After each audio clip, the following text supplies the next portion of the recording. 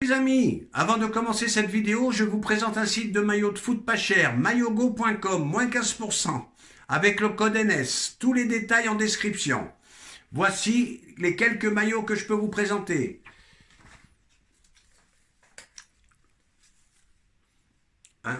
Avec une gamme de coloris très importante. Je vous présente maintenant un nouveau modèle, survêtement. Voilà le haut. Et, chers amis, voici le bas. Qualité supérieure, vous pouvez y aller. Et nous allons continuer. Nous allons continuer avec celui-ci qui est fabuleux. Sergio Ramos. Le voici. Également un choix de survêtements NBA inimaginable et vous avez également un choix de maillot de club de votre préférence. On vous poste le site dès maintenant.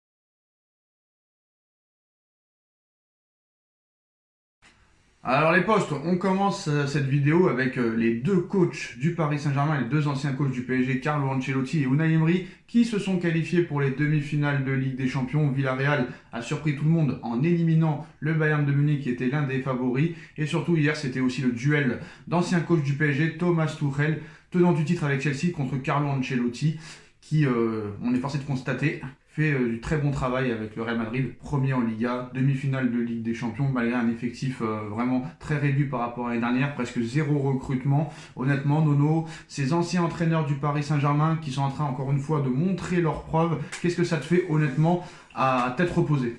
Eh bien, va falloir vraiment se poser la question, pourquoi ils y arrivent ailleurs. Bon, maintenant, quand j'entends le Dominique Sévrac, hier, le journaliste du Parisien, qui te dit qu'Emery c'est une pipe, malgré la qualification de Villarreal, je n'arrive plus trop à comprendre. Voilà, ils arrivent partout, sauf au PSG. Bon, on va pas se répéter, hein, ils ont des responsabilités dans ces clubs-là qui ne l'ont pas au Paris Saint-Germain. Au Paris Saint-Germain, je pense qu'ils sont observés, harcelés, on leur donne des conditions, ils sont dictés et c'est la seule solution. Eh ben, le problème, il est là, Sacha, c'est qu'ils peuvent pas faire ce qu'ils veulent. Voilà, dans les autres clubs, ils font jouer qui ils veulent. Voilà, on leur fait pas la composition. Et ils mettent sur le banc qui ils veulent. Et ils mettent sur le banc qui ils veulent. Alors moi je vais te dire un truc, hein. Honnêtement, je serais Zidane, je n'irais pas. Voilà, moi c'est mon avis. Je serais Zidane, je n'irais pas. Parce que si tu veux flinguer une carrière en quelques années, si tu veux flinguer une carrière en quelques années, tu viens au Paris Saint-Germain. J'ai du mal à croire, même à Zidane, qui lui laisse les pleins pouvoirs à 10 milliards de pourcents. De toute façon, tant que Leonardo sera là, Zidane ne viendra pas. De toute façon, je vais te dire, s'il continue avec cette même gestion, s'il n'a pas les pleins pouvoirs, il ne viendra pas. Voilà. Après, bon, on a parlé d'une vente, ils ont démenti. Est-ce que c'est vraiment un vrai démenti? On verra ce qui se passera. De toute façon, tout ce qui les intéresse, eux, c'est la Coupe du Monde et pas le Paris Saint-Germain. En tout cas, Nono, certes, le Real Madrid est en demi-finale, mais tu connais le Real, tu connais l'institution. Même si tu es éliminé en demi, ça peut être vu comme un échec là-bas. Et si Ancelotti ne passe pas les demi-finales, il pourrait être licencié. Erik ten Hag va être officiellement entraîneur de Manchester United. Donc pour Pochettino et United, c'est mort. Il reste peut-être une piste pour Pochettino qui est sur le départ du PSG. Le Real Madrid, voilà. En effet, hein, comme l'annonce aussi le Daily Mirror ce mercredi, Kylian Mbappé pourrait être définitivement tenté par une expérience au Real Madrid cet été si Mauricio Pochettino, avec qui il entretient de très bons rapports apparemment au Paris Saint-Germain, venait à prendre la place de Carlo Ancelotti. Reste maintenant à savoir quelles seront les révolutions du côté du PSG, si réellement Ancelotti va quitter le Real Madrid. On sait que Pérez est un fan de Pochettino, pourquoi on ne sait pas. Alors moi j'avais dit il y a quelques jours, je te l'avais dit à toi, je suis sûr et certain que Pochettino ne réussira pas ailleurs, parce que pour moi c'est vraiment un tocard, peut-être contrairement à des Tourelle ou à des Emery, ou à des Ancelotti qui avaient prouvé avant. Mais lui, il n'a jamais rien gagné, même s'il a fait une finale de Ligue des Champions. Je vais rien dire en fait, je vais rien dire, je vais attendre de voir dans un autre club parce que c'est possible qu'il réussisse ailleurs quand même, malgré qu'il n'ait rien fait au PSG. Honnêtement, est-ce que si Pochettino va au Real, ça va donner encore plus envie à Mbappé d'aller au Real? Alors là, c'est ma grande surprise. Bon, peut-être qu'il s'entend bien avec Pochettino, Mais Mbappé a-t-il les yeux fermés? Ne voit-il pas clair? Ne voit-il pas qu'il n'y a pas de fond de jeu au PSG? Donc, alors voilà, changement d'époque, les relations amicales passent avant le jeu.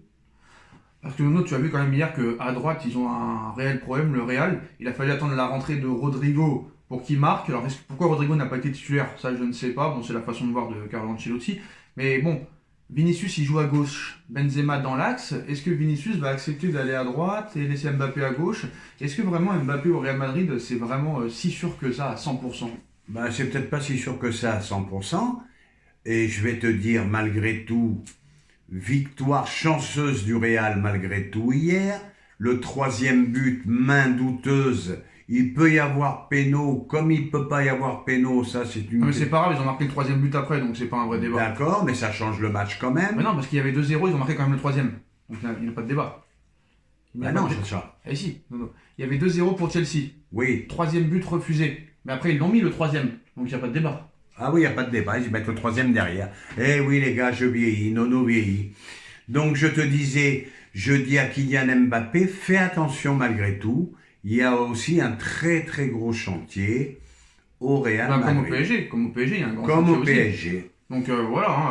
Et après, tu vois les petits joueurs comme Rodrigo, comme Vinicius, c'est quand même plus prometteur dans l'avenir que des Neymar ou des Messi, on va pas se mentir. Je suis d'accord, mais n'oublie pas que les deux meilleurs joueurs du Real, Benzema qui approche sur les 35, Modric 37. Oui, d'accord, mais il y a un mercato qui arrive, et n'oublie pas qu'ils sont pas recrutés pendant 4 mercatos d'affilée, que ce soit Oui, hiver mais- et été. Je suis d'accord avec toi, mais ils ne pourront pas acheter tout le monde. Hein. Je pense quand même qu'il va sortir le chéquier, et voilà. Eduardo Camavinga, hier, a fait une très très belle rentrée. Faut l'avouer. Bonne surprise. Très bonne Pour très moi, bonne c'est sortie. son match référence avec le Real. Alors Nono, en ce qui concerne les départs, l'Inter s'intéresse à Leandro Paredes en fin de contrat le 30 juin 2023. Le PSG est prêt à le laisser partir cet été contre 15 millions d'euros. Tu l'emmènes à l'aéroport ou tu demandes plus? Ah, je l'amène à l'avion et je lui porte les valises, Sacha. Tu lui payes le croissant? J'irai pas jusqu'à là. D'accord. Bon, en ce qui concerne le match de dimanche, ça va quand même être un match très important pour les supporters. Paris n'a pas le droit à l'erreur. En plus, on a vu que les Marseillais ont lancé un petit peu les hostilités. Dimitri Payet a dit que le PSG n'a aucun style de jeu. Que nous, contrairement à eux, on a un style de jeu, ce qui pourrait nous permettre de les mettre en difficulté. Est-ce que honnêtement, on va avoir un grand match du PSG pour enfin quand même finir sur une bonne note? Parce qu'on ne peut pas perdre ce match, surtout après la défaite de l'année dernière au Parc. Je l'espère, mais les classicos en France, j'en ai vu plus de mauvais que de bons. J'espère qu'ils vont avoir comment dirais-je, l'état d'esprit et l'honneur de faire un grand match parce que c'est le dernier grand match de la saison. Donc voilà les postos, hein. Dites-nous en commentaire ce que vous en pensez. On like, on partage, on commente, on s'abonne et on se retrouve très vite pour une nouvelle vidéo. Tchuss! Tchuss!